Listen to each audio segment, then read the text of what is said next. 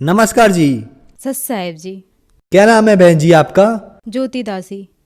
बहन जी आप कहाँ से आए हैं? गोरखपुर यूपी से। बहन जी संत रामपाल जी महाराज से नाम दीक्षा आपने कब ली? 20 सितंबर 2013 को मालिक की शरण में हम आए, संत रामपाल जी महाराज की शरण में हम आए। संत रामपाल जी महाराज से नाम दीक्षा लेने से पहले क्या आप कोई भक्ति साधना करते थे? जी हाँ, करते थे। जो हिंदू धर्म में चलते आ रहे हैं, सभी देवी देवताओं के भक्ति करना, व्रत रहना, ये सब हम करते थे। 9 दिन का व्रत रहना, दुर्गा जी का नवरात्र, ये सारी भक्ति हम करते थे। बहन जी आप जो नवरात्रों के व्रत करते थे उनसे आपको क्या लाभ हुए? सर लाभ तो कुछ नहीं हुए, बस करते थे ऐसे जैसे हमारे पूर्वज करते आ रहे थे, बस ऐसे ही करते थे। लाभ तो कुछ ऐसा विशेष हुआ नहीं हमारे हमारे हम 4 भाई भाई बहन थे और मेरे छोटा भाई था और उसका ऐसे 14 साल का था। 2 दिन उसको फीवर हुए, उसको हॉस्पिटल में एडमिट कराया और उसकी हालत और ख़राब होती चली गई, तो उसको बड़े हॉस्पिटल में ले गए, सिटी में ले गए गोरखपुर में, तो वहाँ एडमिट कराया। 2 दिन वो एडमिट रहा, वो बचा नहीं, वो ख़त्म हो गया। उसको घर पर लेकर आए, मेरी बड़ी बहन थी, उनको देखा, उनकी दिमाग की नस फट गई और वो भी 3 दिन एडमिट रही, वो भी नहीं बची। 1 हफ्ते में हमारे दोनों भाई बहन चले गए। फिर हमारी बिल्कुल आस्था हट चुकी थी इन देवी देवताओं से।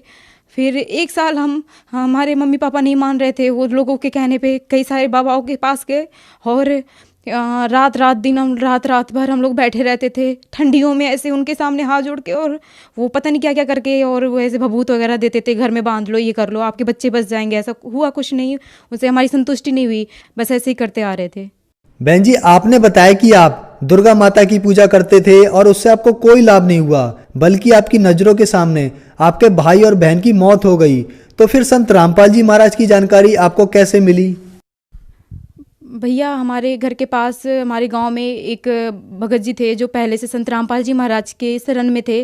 तो उनको संत रामपाल जी महाराज की प्रेरणा हुई, तो वो आए हमारे पापा से बोले कि आप लोग बहुत दुखी हो, आप क्यों नहीं हमारे गुरु हैं संत रामपाल जी महाराज, उनके मतलब ज्ञान सुनो और उनसे दीक्षा लो, आपको सुख होने लगेंगे। तो हमारे पापा जी माने नहीं पहले, फिर सारे लोग मतलब कई सारे भगत आसपास के सब समझाए कि चलो भगत जी आप चलो। फिर मेरे पापा आए, हम लोग नहीं आए। फिर हमारे पापा आए, उन्होंने नाम दीक्षा लेकर वो गए। फिर वो बोले कि चलो तुम लोग भी चलो। हम बोले हम नहीं जाएंगे, 1 साल से तो हम लोग इतने बाबाओं के पास जा चुके हैं, अब हम नहीं जाएंगे। हम लोग रात दिन मतलब यही मना के सोते थे कि सुबह ना हो। हमारी इतनी इतनी दुर्गति हो गई थी हमारी उस घर में कि हम लोगों की नींद नहीं आती थी उस घर में, और यही सोचते थे कि हमारी सुबह ना हो, ऐसा हो गया था। और आसपास के लोग भी हम लोगों से नफरत करने लगे थे कि इनके घर में पता नहीं क्यों ऐसी मतलब ऐसा कुछ हो गया और पता नहीं क्या इनके घर में होता है। फिर हमारे पापा ने बोला कि संत रामपाल जी महाराज की आश्रम में चलो, और देखो मैं भी तो वहाँ से ही नाम लेकर आया हूँ, मैं भी तो जीने लगा, मैं कितनी बाबाओं के पास जा रहा था, कुछ हुआ वहाँ से, तुम भी चलो संत रामपाल जी महाराज की आश्रम में। तो फिर पापा के काफ़ी कहने से फिर हम ऐसे ही आए, ये सोच के चलो घूमने चलते हैं, नाम लेने की इच्छा से नहीं आए थे हम। फिर संत रामपाल जी महाराज की आश्रम में आए, वहाँ आते ही ऐसा मतलब ऐसा फील हुआ कि हाँ यहाँ कुछ हो सकता है, यहाँ कुछ है, यहाँ जीने का रास्ता हमको मिल सकता है। फिर 1-2 दिन हम लोग एक दिन ऐसे ही बिता दिए, नाम नहीं लिए, मतलब ऐसे ही हो रहा था कि पहले देखते हैं क्या है आश्रम में। फिर 1-2 दिन ऐसे लोगों से मिले, फिर भक्तों से बातें हुई, वहाँ के जो नाम संत रामपाल जी महाराज जी से जो जिन्होंने नाम लिया तो उनसे बातें हुई। फिर हाँ लगा कि हाँ यहाँ कुछ हो सकता है, ये भगवान है, यहाँ है, धरती पे भगवान है। फिर हम लोग दूसरे दिन वहाँ पे नाम दीक्षा ली। परमात्मा संत रामपाल जी महाराज की इतनी रज़ा हुई कि अब हम लोग जीना सीख गए हैं और हम लोग अच्छे से भक्ति कर रहे हैं। आपने बताया कि पहले आप बहुत सारे बाबाओं के चक्कर में पड़ चुके थे और आपका जीना भी मुश्किल हो गया था। आप ये भी चाहते थे कि आपकी सुबह ना हो और आपकी मौत हो जाए। तो क्या संत रामपाल जी की शरण में आने के बाद आपको कोई लाभ प्राप्त हुए? भैया पहला तो लाभ यही है कि संत रामपाल जी महाराज की शरण में आने से हम लोगों को ज़िंदगी मिल गई। मतलब 4 हम लोग बचे हैं, 2 भाई, एक भाई है मेरा बड़ा और मैं मम्मी पापा, 4 लोगों की ज़िंदगी बच गई जो कि हम लोग जीना नहीं चाह रहे थे। सबसे बड़ा लाभ तो ये है। दूसरा लाभ ये है कि मेरी शादी हुई, मेरे हस्बैंड हैं और मेरी शादी हुई, मैं प्रेग्नेंट हो गई और 9 महीने मुझे बहुत उल्टियाँ लगी, बहुत उल्टियाँ। और जब मैं हॉस्पिटल में जाती थी डॉक्टर ये बोलते थे बच्चा बहुत वीक है, बच्चा बहुत वीक है और तू ये खाया कर वो खाया कर, और नॉन वेज वगैरह। तो हम नॉन वेज हम ये सब नहीं खाते हैं। फिर जब मेरा डेट आ गया, मैं 9 महीने मतलब मेरा डेट था, मैं उस दिन भी चेकअप कराने के ऊपर बच्चा बहुत वीक है और पता नहीं क्या होगा। तो मैं संत रामपाल जी महाराज की प्रार्थना लगाई, मैं भगवान आप दया करो मतलब बच्चा बहुत वीक है, पर संत रामपाल जी महाराज बोले तुम भक्ति करो, भगवान दया करेंगे। और मतलब मैं बच्चा हुआ और 8-9 बच्चे हुए उस टाइम, लेकिन सबसे ज़्यादा वेट का मेरा ही बच्चा था। 3 किलो का मेरा बच्चा हुआ, और हमसे मोटी मोटी हेल्दी वहाँ पे लेडीज़ें थी, किसी का बच्चा 3 किलो का हुआ ही नहीं। 2-3 किलो के अंदर ही रह गए, और मेरा ही बच्चा 3 किलो का हुआ। अब मैं देख के खुद हैरान रह गई कि मेरे पेट से निकला ही मेरा बच्चा है। मैं सोच रही थी मतलब ऐसा होगा, लोग हंसे ना, लेकिन मालिक की, संत रामपाल जी महाराज की इतनी दया हुई कि बस भगत जी 5 महीने की बच्ची हो गई है, बहुत अच्छी है, और हर कोई उसको देख के कहता है कि 5 महीने की है, ये तो लगती नहीं है, ऐसा है। संत रामपाल जी महाराज की इतनी रजा हुई। एक और लाभ हुआ भैया, हाँ, मेरी शादी की मतलब मेरे घर वालों की थोड़ी टेंशन रहती थी कि हाँ मतलब इसकी शादी कैसे होगी, बहुत दहेज देना होगा ये वो। फिर हमारी मम्मी की तबीयत ख़राब थी, हम थोड़ा सिटी में गए, उनको हॉस्पिटल मतलब गए थे उनको दिखाने। फिर हमारे घर में चोरी हो गई थी। मेरे पापा जी सोचे कि इसकी रिमेनिंग कैसे हुई। फिर मतलब मतलब हमारे भगत बताने लगे कि हाँ इसमें भी मतलब लड़का है, उसको देख लो। फिर मतलब लड़के को देखे, हमारे जो मतलब हस्बैंड है वो भी संत रामपाल जी महाराज के शिष्य हैं, और संत रामपाल जी महाराज की दया से हमारी शादी हुई, और उन्होंने 1 रुपया भी दहेज नहीं लिया। मात्र 2 कपड़े में मैं आई और हमारी शादी हो गई, और हम बहुत खुशहाल ज़िंदगी जी रहे हैं संत रामपाल जी महाराज की दया से।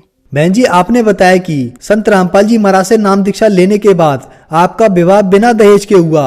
आज भी इस देश में दहेज के कारण बहुत सी बहन बेटियां जलाई जाती हैं, प्रताड़ित की जाती हैं, तो आप उन्हें क्या संदेश देना चाहेंगी? कई परिवार में 5-5, 6-6 बेटियां हैं, उनके माँ बाप को बहुत टेंशन लगी रहती है इनकी। मतलब कितने लोग ऐसे हैं जो बेटी पैदा नहीं करना चाहते हैं कि हाँ मेरे घर लड़की हो गई, अभी इसकी शादी कैसे होगी। बेटी होते ही उसकी शादी की परवाह होने लगती है लोगों को। और ऐसा हमारे संत रामपाल जी महाराज के आश्रम में इतना अच्छा ज्ञान है कि यहाँ तो बेटियाँ लोग खुशी खुशी पैदा करते हैं, हालांकि बेटे के लिए नहीं सोचते कि हाँ बेटा हो, मतलब बेटियों की होने पर इतनी खुशी मनाते हैं। हमारे आश्रम में संत रामपाल जी महाराज का ज्ञान इतना अच्छा है कि हमारे आश्रम में मात्र 17 मिनट में ना बैंड बाजा, ना कोई पैसे का खर्च। लड़की वालों को तो बिल्कुल सोचना ही नहीं है, आज सोचे तो आज शादी कर लें, कल सोचे कल शादी कर लें। इतनी अच्छी यहाँ शादियाँ होती है, 17 मिनट में मात्र शादियाँ होती है। और ऐसा कुछ नहीं है, यहाँ के जो हमारे मतलब हस्बैंड है या किसी की भी शादी होती है, जो भगत भाई है, कभी भी इसके बारे में सोच भी नहीं सकते कि उसको ऐसा मतलब उसको सताया जाए शादी के लिए। अगर 2 कपड़े में आई है तो उसको पूरी हर सुविधा दी जाती है शादी के बाद। और हमारी यही प्रार्थना है उन बहनों से, उनके माँ बाप से, कि संत रामपाल जी महाराज की शरण में आए, उनसे नाम दीक्षा लें और अपना जीवन कल्याण करें और मोक्ष प्राप्त करें।